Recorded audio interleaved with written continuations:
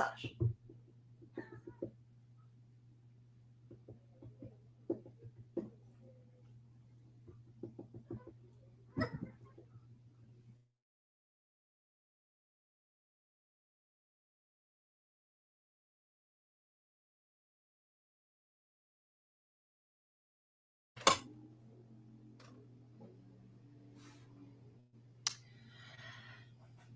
Hello, everyone. Thank you so much for joining us for the latest Affecting Change, EFF's live stream series, where our panelists tackle the latest issues in civil liberties and human rights and technology and the digital world. My name is Catherine Trendacosta, and I am the Director of Policy and Advocacy for the Electronic Frontier Foundation, and I will be your host for today. Before proceeding, we have a few housekeeping items to go over. One, we will be recording this session, but only the video of our speakers will be included. Please join us now in the official chat via Twitch at eff.org/livestream. In this chat, you can drop your questions throughout the program, and we will answer as many as we can at the end of the discussion. And if you're comfortable, we encourage you to type a hello in the chat window now and let us know from where in the world you are tuning in.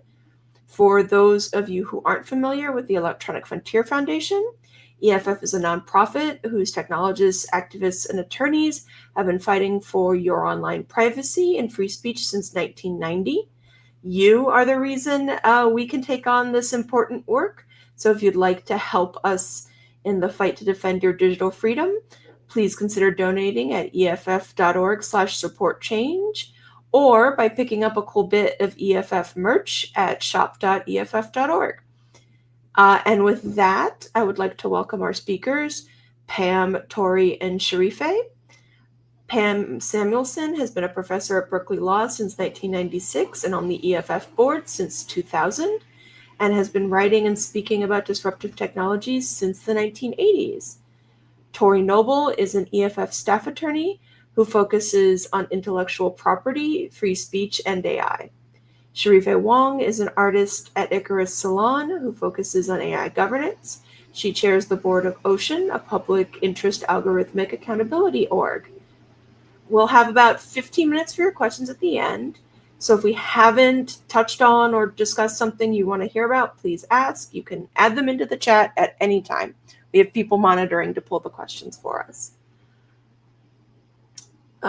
So as we have all seen, the topic of quote-unquote AI has been everywhere in the last few years, but it's a really all-encompassing term that covers a lot of things, especially now that people think it's a good marketing term, so it gets put on a lot of things.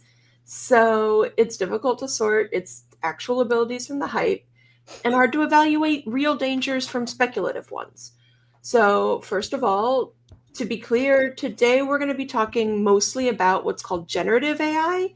That is, products that generate text, image, audio, or video based on a prompt a human being gives it.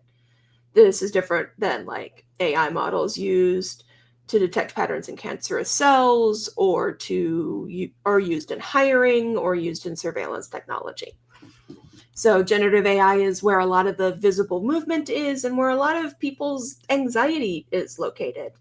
So today we're going to talk about 3 broad topics with our experts, probably not comprehensively because we could all talk about any one of these questions for a long time. But they are: 1, what is this technology good for? 2, what concerns are there about artistic ownership and copyright? And 3, what, if anything, should we or our governments be doing about it? So for the beginning, and I'll probably go around, what do you see AI being used in exciting ways, and where do you see it being used in dangerous ones? And again, generative AI. If no one wants to go first, I will call on someone, but is anyone... Okay, Sharife.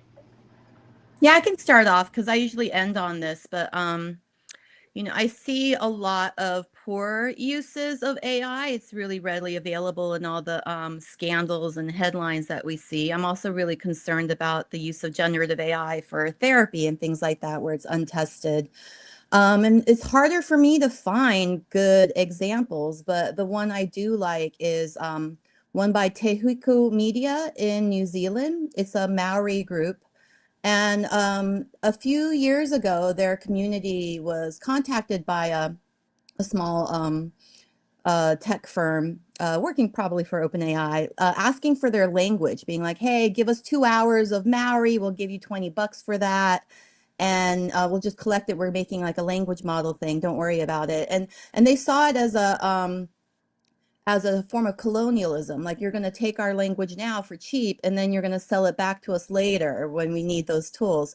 So instead, they bought themselves a little bigger computer, and one of their computer researchers just kind of self-taught himself online, and they built their own system using some of the more readily available building blocks online. And they turned to their own community and asked for language, and they had their own data protocols already, data sovereignty, where it's managed under their own rules. And they built their own, and they also kind of share it and create systems for other indigenous communities. And I think that's a good example because it highlights what I think is the core issue is it's not about the tech itself per se, but who's kind of making this. Like, when we talk about generative AI, we think immediately of ChatGPT and those kinds of things. And those are big tech companies, and they're doing things in a certain way. I'm very concerned. And then you have some bottom up examples. There's not that many, but those are the ones I think I see a lot of potential and even like joy and creative use. Tori, just because you're next on my screen, I'm going to call on you next. Hi. I agree. That's an amazing example. I think that the most important thing to remember when talking about AI is that, like has already been said, it's a technology and it can be used for really great things and honestly really oppressive things too. And because it's more powerful than a lot of the other technologies we've seen lately, it has more potential for both. But there are some really important examples of ways it's being used really positively that I think often get overlooked because they're less hypey, there's less incentive for tech companies to run around shouting these from the rooftop because maybe they're less profitable or more focused on more marginalized communities, but they're really important and really powerful. And I think that's why it's really important for groups like EFF to highlight them. And some of those examples, my favorite is that generative AI is being used in really interesting and really impressive ways to make the world more accessible for people with disabilities. And there's lots of examples of this. There are tools for people with low vision or other kinds of sight disabilities to make it easier for them to navigate the world or even the internet. Those tools exist to some extent, right? There's screen readers and things like that are available, but generative AI can do things faster. It can summarize things in a way or make them pull things from lots of different sources onto one site in a way that might be harder for someone who would need to be able to see a screen to navigate or be told where different links are, be able to click on them or things like that. In ways that I think are really easy to overlook, but it's making the world more accessible and making the internet more accessible in lots and lots of ways. Another few examples that I think often don't even get thought of as AI because they're so commonplace now are things like speech to text or text to speech technologies, which are very important for people, or live captioning, things like that, that make it so much easier for us all to communicate with each other in ways that I think are really important. Speaking of communication, AI has also done really incredible things in translation, which can be really important for reducing language barriers, especially in everyday interactions.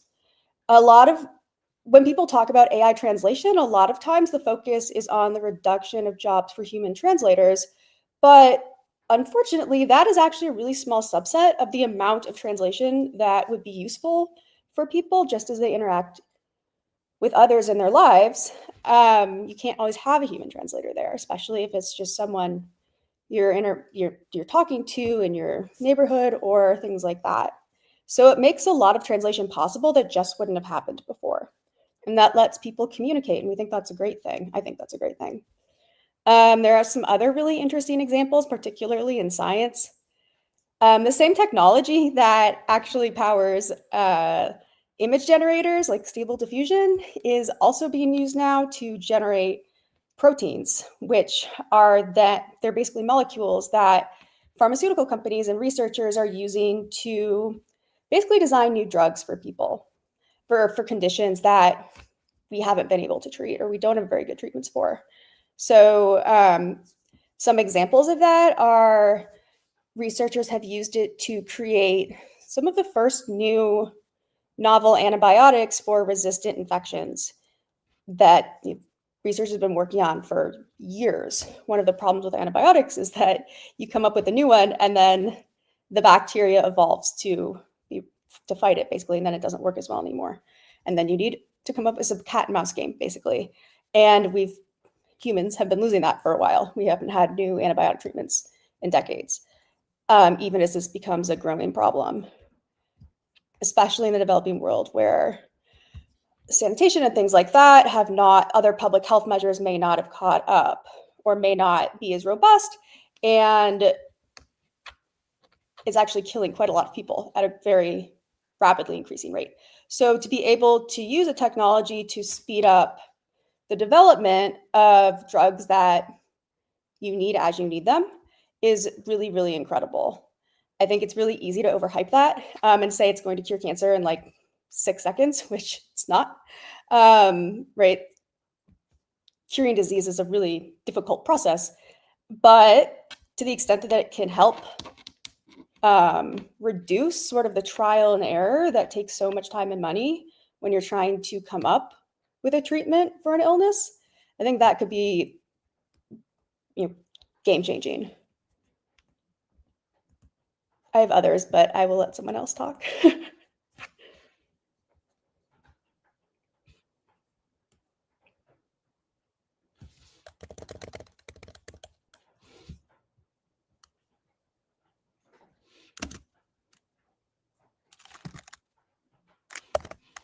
Sorry, I have no idea what's happening with any of my devices today.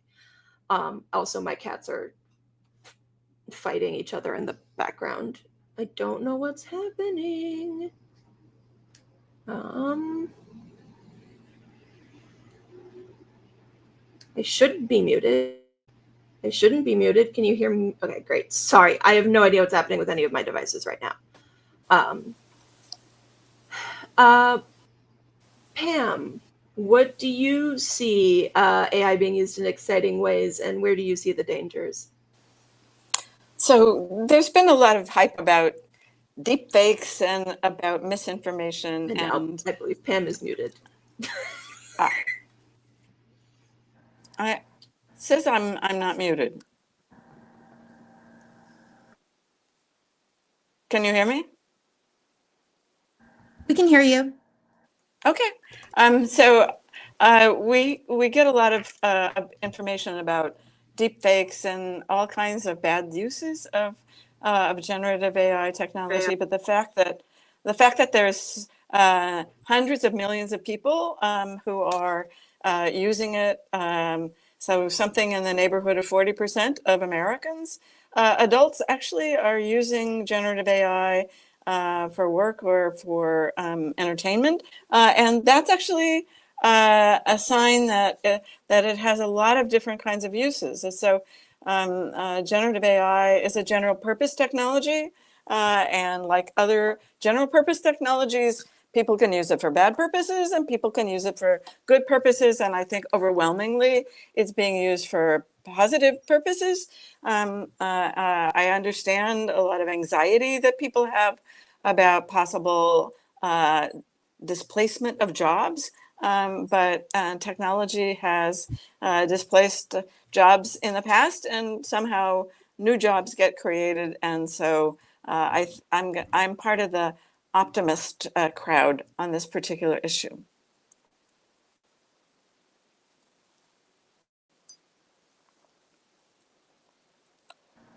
I'll just add on to what Tori said on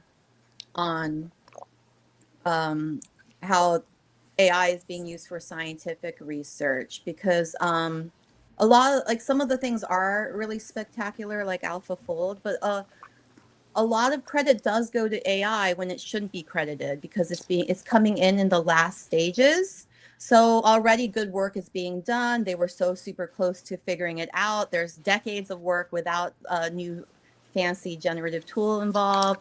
And then they use it, and it's promoted in this way because it helps get more funding, because then they're like, hey, we're using AI for this awesome scientific research. And it really isn't doing the bulk of the lifting in a lot of cases. So there's a sort of like manipulation for the market that's happening when we give a lot of credit for stuff in like medical research, especially, is a good example. Yeah, I mean, I think a lot of these tools have clear uses, and like people doing good work can use them that way. But similar to the blockchain before it, it has become a really good way to get money and funding. And so you kind of have to, you end up unintentionally backgrounding people who are doing the work in place of the tool, which again, it's a tool. It can be used by anyone for many purposes. The thing I want to ask you guys is, how do you approach this technology? What do you think about when you think about how you use it? What would you recommend to people for how they use it? I'll start. I'm going to, because Sharifa went first last time, Tori, I'm going to start with you. That's a really good question. I think because of all of the hype around AI, one thing that happens is that the most useful use cases for people to use in their everyday lives, I think, sometimes get drowned out. So I think that's an important question. Personally, I think what you said before is important to highlight, is that when I approach it as a tool. And like any other tool, I think about, what is it good at? What is something that, maybe I wouldn't do because I don't have the time, or what part of a process is AI the right tool to help speed up or do a little better? So, for example, when I think about research, one way I like to approach AI is as almost like a search engine in some ways, right? Sometimes normal Google search is the right tool. Sometimes deep research tools can be a more helpful way of finding information. They may pick up sources that wouldn't be normally highlighted in Google's basically ranking system.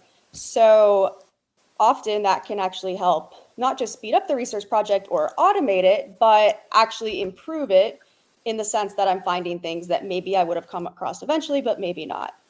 I also think of it as a very good tool for lower risk tasks. So I think one thing with AI is that it makes mistakes.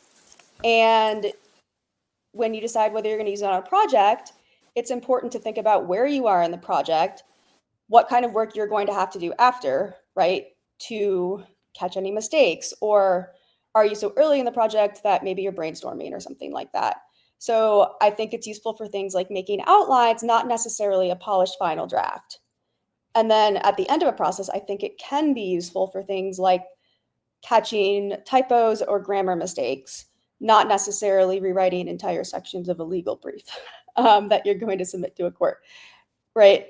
So I think it's really easy to get focused on, especially because that's what tech companies want you to be focused on sort of the automation aspect of AI. But having it automate entire processes is not necessarily its best use. That doesn't mean it's useless, though. You can use it for specific parts of a process, and it can actually still save you a lot of time and improve your work product without, it may not write your entire assignment though. Pam?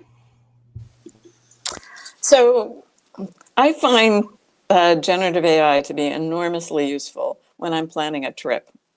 So I'm going to Japan pretty soon, and trying to figure out train schedules and things like that is really like a pain in the ass. And and the tools are, give you some information really fast, and that's enormously helpful. And I don't use it for legal research, but for example, I'm writing a paper right now on a topic, and I needed to know something more about how MP3 as a file format, as a compression system, came about. And generative AI gave me not only a nice long description about sort of the invention of MP3, but also a slide deck that would kind of like take me through kind of how it was used, what it was initially intended for. And part of what's interesting is it was intended for, right? Some of these files, digital files, are really super big, and I want to have it be smaller so that it's easier and more efficient to transfer. Now, it turns out that that's enormously helpful for people who want to engage in copyright infringement, but the people who designed it weren't intending to facilitate copyright infringement. It just turned out that it was a particularly useful way of doing that.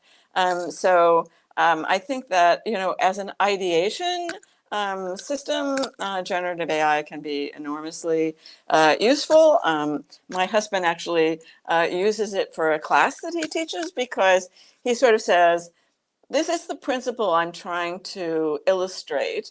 And here are some examples of things that illustrate that particular principle. Can you think of other examples that would be good for me to add to my class? And generative AI actually comes up with useful examples. So I think in terms of your sort of thinking about sort of what are ordinary uses of generative AI, I think it's, everything from planning a garden to making a list of all the tasks that you need to do if you want to engage in certain kinds of activities. I think it's enormously useful. And that's why there are hundreds of millions of people who are now registered users of these systems. Sharife? I think this question is actually an enormously complicated one. It's one of the main questions we have in the art world, like should people use it or not? It's incredibly divisive, splitting the artists up into people who are like, AI is awesome, it's just a new tool for artists, and people are like, you are destroying art and everything good that it stands for.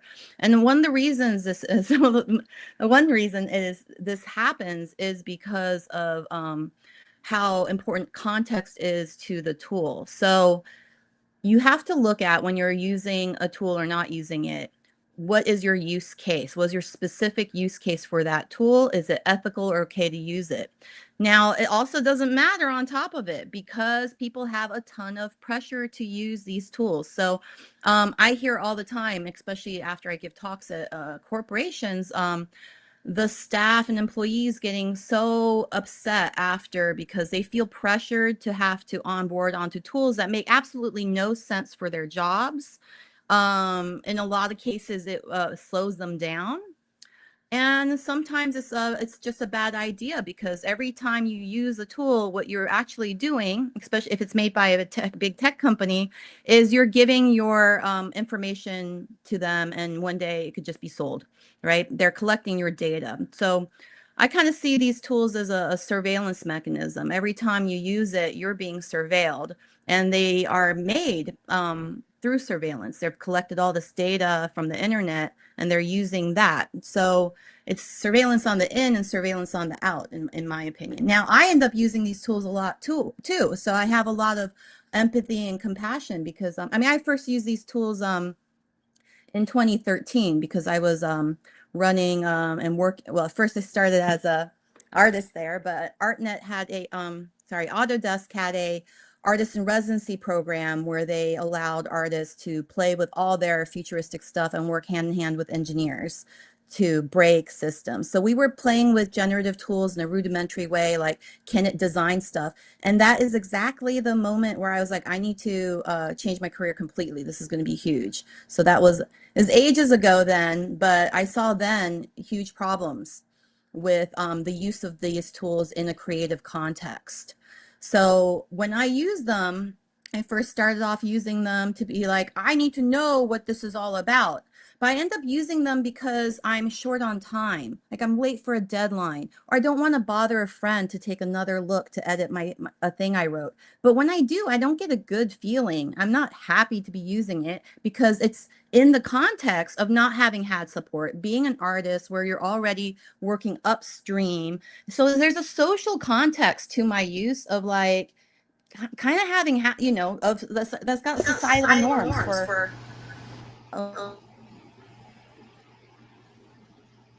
Is there still feedback? Nope, you're good. Okay. So there's some societal norms for how much output you need to produce. And then we're told, hey, AI isn't taking your job. People who use AI are taking your job. And that provides an even more like sort of confusion for people amongst these stresses that they're already feeling. Economic hardships, social hardships, we're post-pandemic, there's political changes occurring. People are really struggling. And this is held up as a panacea, as something that can like help you, that's going to save you time, that's going to get your work done better. But in a lot of those cases, it isn't true. And even knowing these and being like working in this area as a critical researcher for a decade, I still am prone to using it. So I think this division that we have of people using it and people not using it is a made up one, and it tears us apart when we should really be working together to push for better systems and protocols and governance of the tools. Yeah, I think at EFF, what we often are for is people having their choice to use it and their own autonomy. I often point to the Writers Guild collective bargaining agreement, which does what I think is the right approach, which says that if a writer wants to use AI, if they think that tool will help them, they can do it, but they can't be required to use it, and it can't replace any portion of guild covered work, which I think puts the control back in the hands of the writers in terms of how this tool is used. And I tend to point to that as a good way of maintaining its use as a tool while not letting major companies, in this case studios, try to control your creative output. We're going to move on to creative ownership and copyright. So this next question is mainly for Tori and Pam, which is copyright's being used a lot to challenge generative AI models, generative AI, everything. Let's start by talking about cases involving training. What are the arguments? Where do these cases stand? Are they doing something? Is there a new argument here, or is that already covered by existing doctrine? I'll start with Pam this time. So there are now 59 lawsuits that have been brought against generative AI companies. And we have decisions in 3 of them. And in 2 cases, the courts have basically said that use in copyright works as training data is fair use because it's highly transformative and because it doesn't displace sales. And the courts have been skeptical about the arguments that there could be some licensing of works for as training data. And one of the cases basically says, actually, it's not fair use. So That the case that says Thomson Reuters versus Ross Intelligence, that case was decided at a trial court level, and then is now on appeal to the Third Circuit Court of Appeals in kind of Philadelphia, Pennsylvania, New Jersey area. So I think that's going to be the first appellate court decision that will get the cases that's still being briefed. But the two cases decided in June in the Northern District of California were pretty big wins for generative AI. Now, that isn't to say that there wasn't some downside for at least Anthropic, because I'm sure many people have heard about the $1.5 billion settlement that has been announced and preliminarily approved.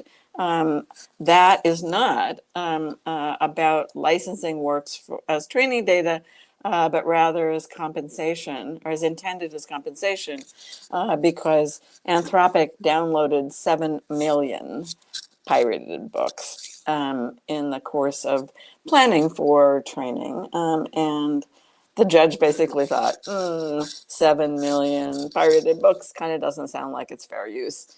But the other judge that in the Northern District of California basically said it doesn't make any difference that pirated data were used. It doesn't move the needle one way or the other. So we have, a difference of opinion among the first decisions about that.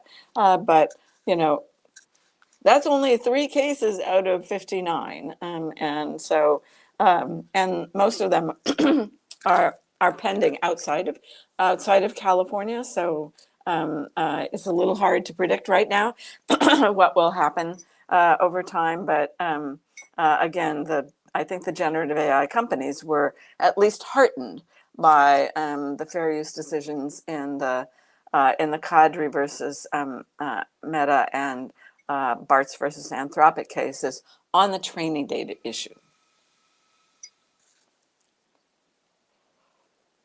Tori, anything you want to highlight about these cases?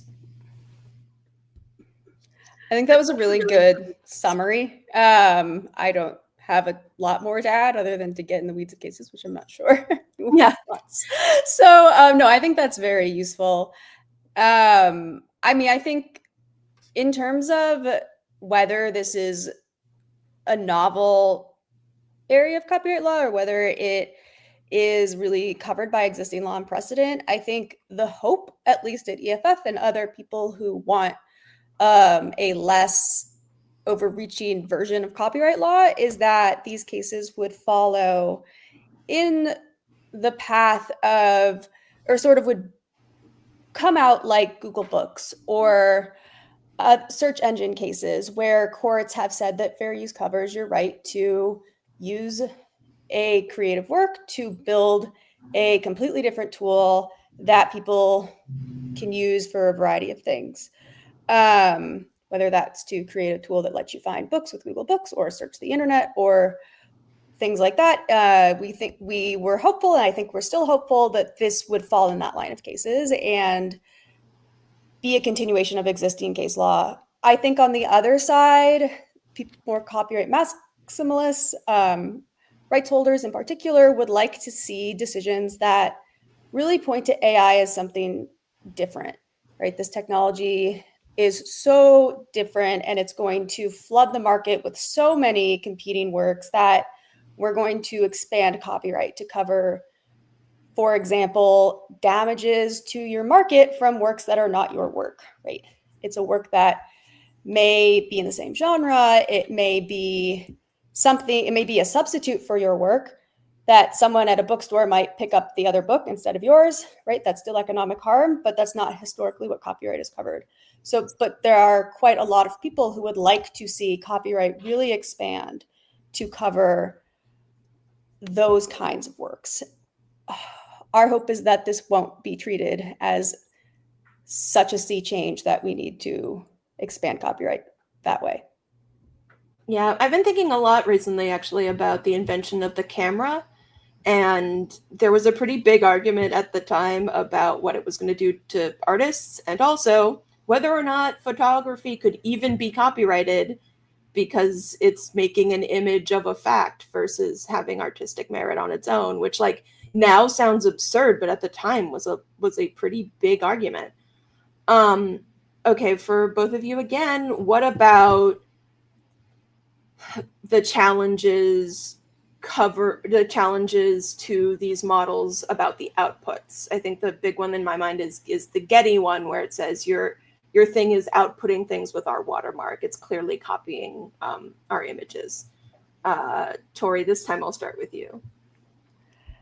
These cases, in my mind, are a little different in that we're not necessarily talking about a use as an input to create a model that will produce other things. We're talking about something that to me feels a lot more like traditional copying.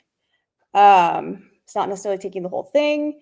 It may be reappropriating it in a way that we might still think is fair use. In many cases, probably is still fair use. But to the extent it's taking verbatim copies of something that was fed as an input, to me, that actually is something that copyright might extend to under existing law. I think the danger of that is taking examples of, for example, it outputs 500 words about some specific topic, and 5 of them came from a New York Times article, right? It might take a snippet from it, it may, right? To the extent that it's taking very small parts of things and incorporating them into a whole in a way that honestly a lot of work probably does anyways when humans write it. Right? It's not necessarily plagiarism, but maybe it's a quote that's not in quotation marks, or it is in quotation marks, or something like that.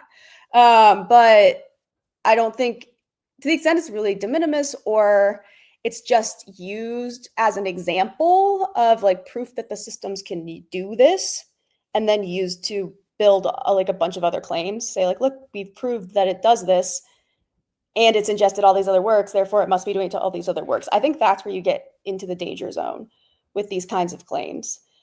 But as a theoretical matter, to the extent it is actually taking large parts of works without making serious changes and just outputting them to users, that probably will ground copyright claims.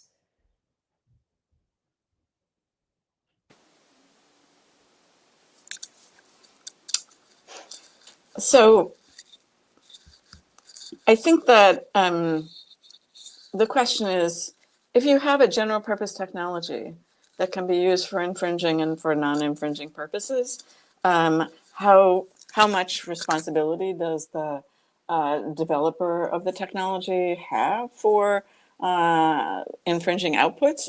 So if I'm a person who says, I want this particular generative AI system to produce a picture of Superman and Batman having like at each other, maybe I'm the infringer and not the developer of the generative AI system, because I'm the one who's asking for this. But of course, if I ask for it and it produces a particular image of the sort that I'm interested in, maybe that's just fair use, right? If I'm just doing it because I'm like curious to see what would Batman and Superman look like if they were fighting each other, maybe actually that's just like fun, just like if I drew something of Batman and Superman, that's probably not an infringement. Now, if I take what is produced and then I start commercializing it, that's going to be something that's not fair use. But the case really to watch is less the Getty Images case, I think, than the Disney versus Midjourney case, which is really aimed at Midjourney allows you to make these kinds of requests, and Disney doesn't think it's funny. God, the list of things Disney doesn't think is funny. So long. Okay, so to round out this conversation, I want to ask, how do we have productive, empathetic conversations about AI, about creativity, about ownership? Sharife, I'll start with you since Tori and Pam just spoke a bit. Yeah, it's really important to have diverse voices at the conversation table, and create situations where you kind of subvert the power dynamics. Because even when we invite users of the products and not just the policymakers or the lawyers to have these discussions, there's often an unequal balance in the room of who gets to say what and what the consequences and stakes are. So creating an environment where people can speak openly is really, really difficult. And even when people are speaking for their companies, or I also work as an algorithmic auditor for Kathy O'Neill's auditing consultancy. I find that in my work there, people are reluctant to even share their real opinions because they're incentivized to make products look good and have like and not stick out, not get in trouble, right? So there's a lot of, we're in an environment of fear lately that's increasing from many different areas. And to combat fear is to acknowledge the fear first, to not just be like, oh, everything's good. Let's have this big conversation of copyright, and to think of that on an individual level, that the distribution of fear is unequal and lands harder on some people more than others, and to have bigger conversations, because what are the conversations we should be having? We talk a lot and often about AI is going to do this, the future of AI, how like the illegal industry is disrupting this and labor, and a lot of times it can be a real distraction, because one of the other issues with AI is this context, and the people who have the power and the governments that have the power that are developing these tools are accumulating more power. One of the like conversations in AI art really focuses on the disruption of the art world. And look, every artist can tell you, we don't have a lot of money, guys. Like it's not our jobs that are the big money makers here. It's not, no one was like, guys, let's take art jobs. Like they're making so much money. This tool is gonna, it's gonna happen. They're still sort of pleasantly happy to take those jobs, especially coming from labor that's more precarious, like, special effects labor in other countries where they're already getting paid less versus conceptual artists like me. There's like this unevenness, but they really aren't. It's not really about our art jobs. It's a lot more about military contracts. And so having those conversations is key. It's always a part of these other conversations, but being able to have safety for those conversations is something that's very difficult to manage and sometimes has to happen in non-public forums. Tori and Pam, do you have anything to add? Tori? I completely agree. Just one quick thing I wanted to add was I think there is a lot of legitimate fear among people about AI displacement, and not just necessarily in creative fields, but across industries, that AI will take their jobs. One thing I think is really hindering a productive conversation right now on AI is the tendency on both sides of the debate to overemphasize AI's how many jobs it's really taking, or how likely this has happened in the near term with the current technology. If you listen to certain CEOs, all of the 90% of the coders were supposed to be out of work by last summer from AI, and the technology is not there yet. Or companies often have a huge incentive to spin layoffs as productivity enhancements, right? We're going to become more efficient by using AI. Really, they overhired during the pandemic, and where there's macroeconomic or headwinds or things like that. Maybe some of the layoffs are AI, but often it's a way for leaders to take some heat off of their decision making, honestly, that may have led to layoffs. So I don't think that helps anyone, and I really don't think that helps workers in particular who are already scared. and have reason to be, but we don't need to magnify that fear. And we really shouldn't expect to have good conversations after doing that, I don't think. I think it's really interesting the way that AI companies, like normally you might see a company be like, no, no, no, this technology is helpful. It is not going to ruin your life. But that's not how they're selling the technology. They're selling it as, no, you major corporations will have to hire fewer people because of our technology. And that's not necessarily actually the case. But it is how they're selling it to get funding and to get more clients, which feeds the fear instead of saying what's actually true about their technology, which is a problem. Pam. So we don't know how many jobs are going to be affected. And what we know is that people are trying to sort of figure out what is this actually useful for, and how can I use it in a way that will be beneficial to my firm, beneficial to my customers, and beneficial more generally. And we're kind of in a period of time when there is a lot of anxiety, but I think it's too early to kind of hit the panic button, and just basically say, let's pay attention to what's going on. Let's consider what data we can collect about the implications for jobs. I think there's a book by a Wharton professor named Ethan Mollick called Co-Intelligence. And if you're kind of like trying to sort of understand what is it that AI can do that's really beneficial for people who are knowledge workers, you might want to read that, because he's basically saying, you're the intelligence. This is a tool that can help you be the intelligent person you want to be. And here are ways that you can use these technologies to, in fact, increase your own productivity, to increase your own effectiveness. And maybe we just need to learn to think about that in a really positive way, and not, again, hit the panic button. Now, you see these estimates of, this many middle managers and this many lawyers and this many of this type person is going to get laid off. We just don't know. And I really want to caution us from panicking about things that we don't really have enough data about.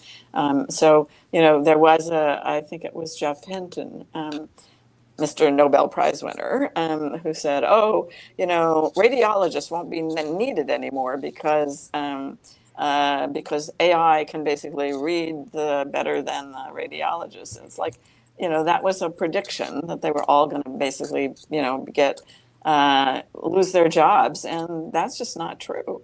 There are things that, again, radiologists benefit by AI technologies being able to discern certain things that may be problematic, but they're using their judgment, and so to the extent that the AI tools can do things that will enhance, especially medical treatments. But I am not going to go, I can tell you this, I'm not going to go to an AI doctor, and I'm not going to go to an AI therapist. So I think that, I understand the concerns about especially the kind of therapeutic things, because the AI systems tend to provide you with a certain kind of reinforcement, and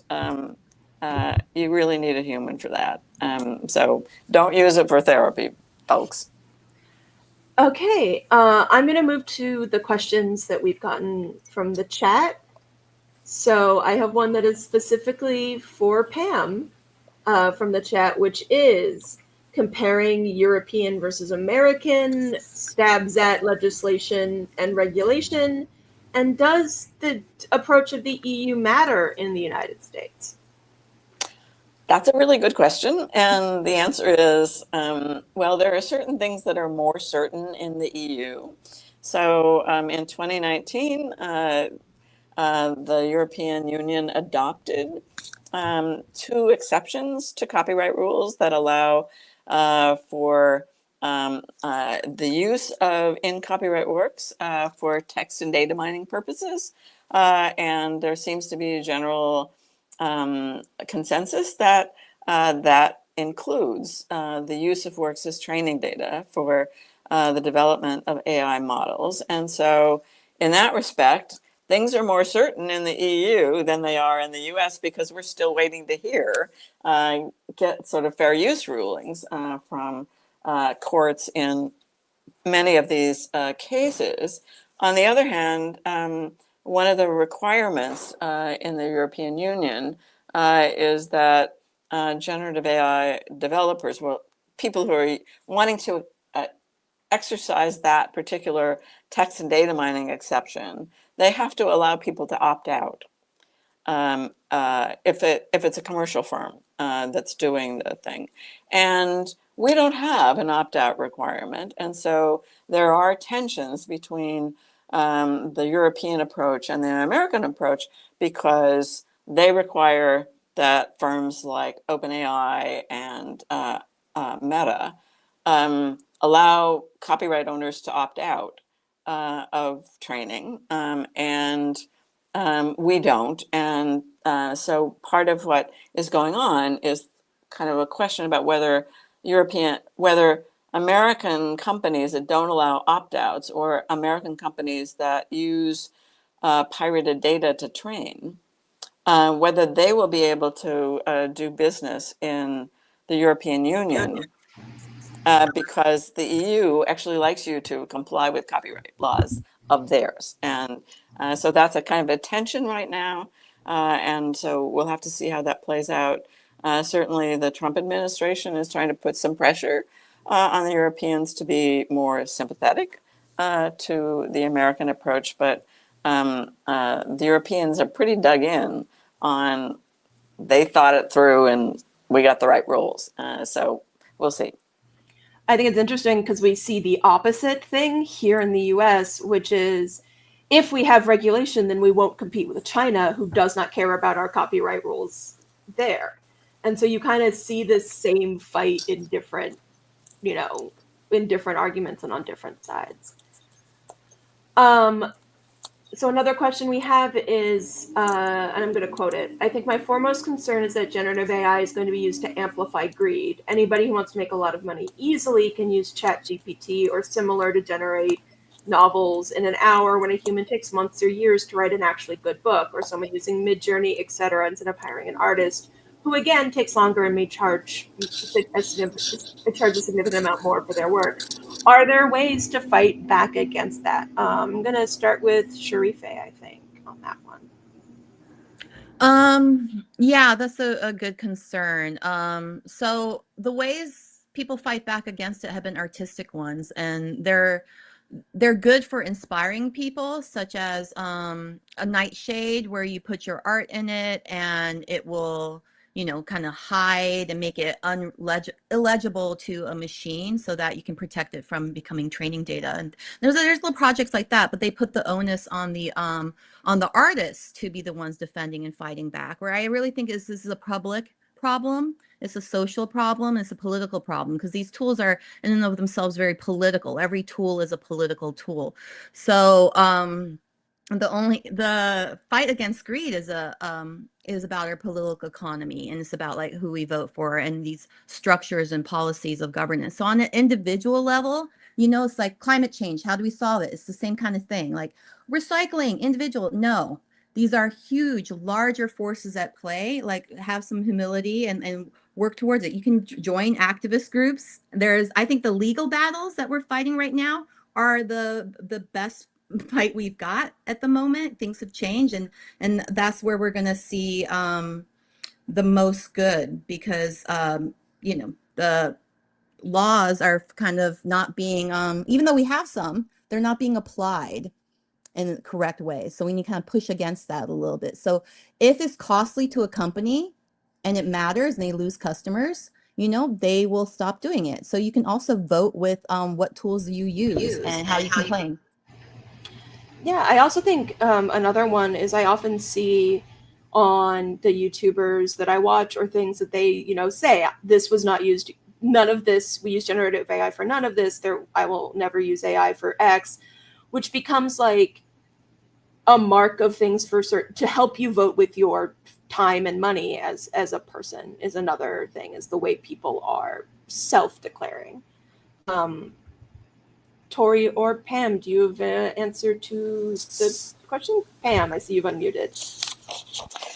So if AI is going to generate lots of books and compete with human authored works, which is one of the concerns, what kind of books are we talking about, right? I mean, honestly, I am not going to buy an AI generated book over a novel by Anne Patchett or a nonfiction work by a scholar whom I admire.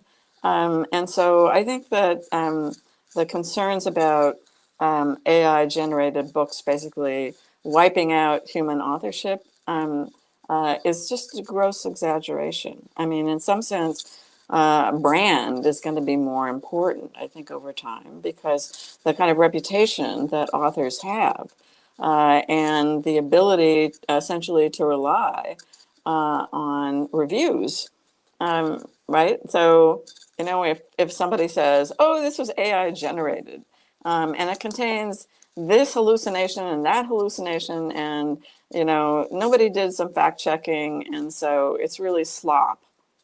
I'm sorry. I mean, most people who like books want to have a book that's good. And so I think the book problem is really exaggerated. Now, I have a little more sympathy with visual artists because it's true that, if you can use a generative AI company now to, I'm putting on a conference or I'm organizing an event and I want a logo for my event. And I might 2 years ago have hired a visual artist to do something. And now I'm using generative AI instead. Okay, that seems more plausible to me. But also, what are you going to do about that, right? I mean, in some sense, how do you know which artists are not going to get hired anymore? Which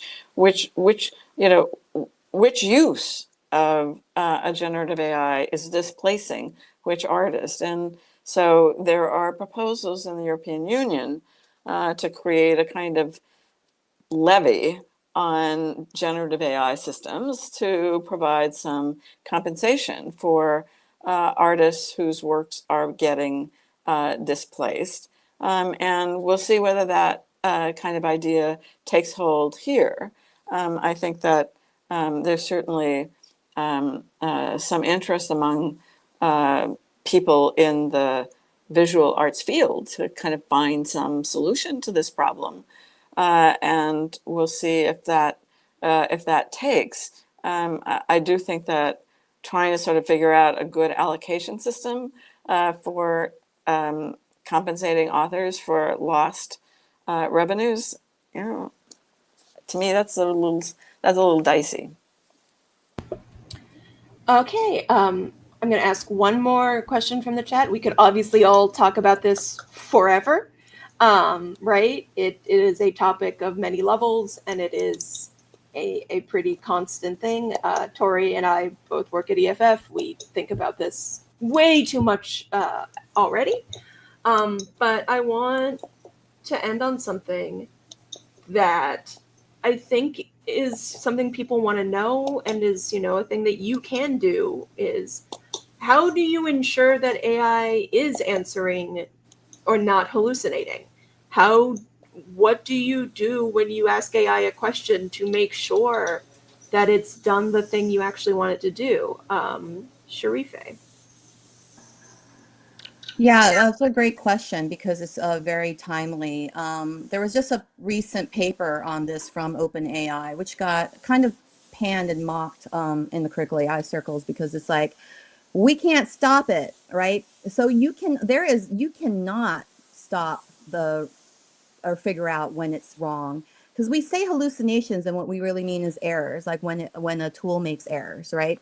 And so hallucination is the feature, not the bug. Every single thing it's saying, even when it's correct, is a hallucination. That's a good way to think about it because there is no internal world to the AI. It's just doing statistics for what word will come next. So everything is a bit of a guess. It's a hallucination. And sometimes these are incorrect, but that is baked into the system because that is just how the tool functions. And they've poured money into figuring out how to stop it, and they cannot. And in fact, it's actually getting worse as the tools run out of data, and they're putting in like some synthesized data. And instead of kind of eliminating this problem, we're finding it's getting worse. And the studies that I have seen on error rates are primarily in the 30 to 40% category. I've seen it as high as 60. I've seen it as low as like 15. And we're talking about every sector, including like medical note-taking systems. Whether we notice these hallucinations or errors is whether or not we are deep experts in the area that we're chatting with the bots about. So yeah, sorry, that's not solvable right now. Tori. Just really quickly, I agree that it's a feature, not a bug, but I do think one thing that can sort of at least help mitigate the risks of this to you as the user is to be really intentional about what you're using it for. And then if you're going to use it for something where the information really, really matters, whether it's accurate, then check it. But sometimes I use it for things like I need to choose a restaurant and I don't really care. I just need to pick one and I don't know anything about the food in the area. You know what I mean? Like some new city, things like that. But sometimes the accuracy really, really matters. And then maybe it's not the best tool for that. Pam? Very much agree with Tori. Fact checking is not going to go out of style. In fact, let's hope it goes back in style because of AI, right? I come from journalism, and fact checking is now something not done. There are fewer fact checkers than there used to be because it became something that writers were supposed to start doing themselves, which defeats the purpose of a third-party fact checker. But I think with the rise of AI, we might see the return of having people do this kind of work. I agree, by the way, Tori, but it's also a thing I scream about just when people say things randomly on social media. I'm like, I desperately need to see your source for this information before I can evaluate if this is true. Okay. With this, that is the end of our live stream. Thank you guys so much. I want to thank Pam, Tori, and Sharife for joining us today. And thank you to everyone who contributed to the discussion in the chat, the great questions, and everyone watching around the world. Digital rights begins with you. EFF has been a leader in privacy, freedom of expression, and innovation for 35 years, and we need your help to keep up the fight. Become a member today at eff.org/support-change. We hope you will continue these conversations about your civil liberties, about AI with your colleagues and friends. Be sure to mark your calendar for the next episode of Affecting Change, which will be on January 15th, 2026, where we will be talking about age gating, a term being used to talk about all methods of age censorship online. Thank you for joining us, and see you next time.